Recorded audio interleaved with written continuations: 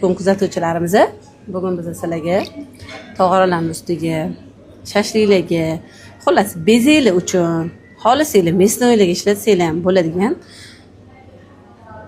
gullar ochishni o'rgatamiz. Qani ketdik deydi-ku.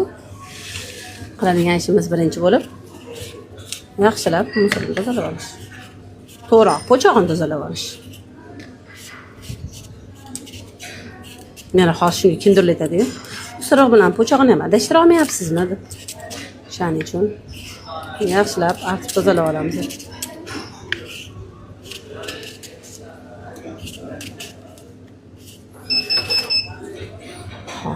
Qaranglar, mana shu joyiga yaxshilab tozalab olasizlar. Bir tekis bo'lish kerak. Qing'ir qishi bo'lish kerak emas.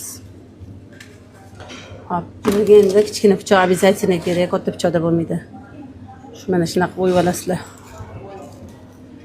Pichoqni uchi bilan ishlanadi, mana yo boshidan, bu yo boshi bilan qilinadi. Xuddi mana shunaqa ishlaymiz. Yon qismidan shunday olinadi mana. Yana mana shunday qirg'izib, bu yon qismidan shunday qilamiz. Lekin pichoqga juda ehtiyot bo'lasizda. Qo'lingizga kirib ketsa zo'r kesadi deydi-yu.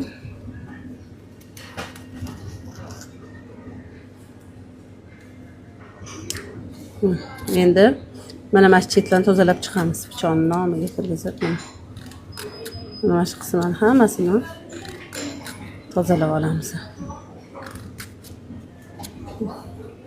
Endi mana shuni o'rtasidan qilamiz. Mana shuni o'rtasidan shunday yana qilib boshlab ketamiz. Xuddi shu ishni yana bitta takrorlaymiz. Mana xuddi shu ishni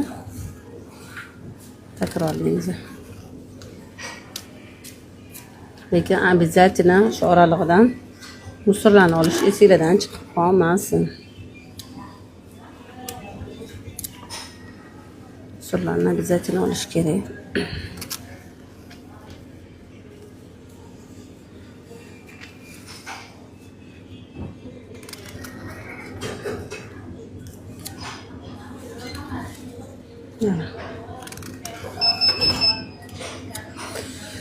Bo'lni hammasini musorni olib chiqamiz mana. Gir aylantirib endi. Chunki ikkita qator ochib bo'ldik. Endi musorlarni olib tashlaymiz. Bopladim. Sezdinglarmi? Sarsa qilmaydi. Sizlar shu xatoni qilmanglar. Xo'p, davom etamiz. Mana shu ikkita oralig'idan olasizlar.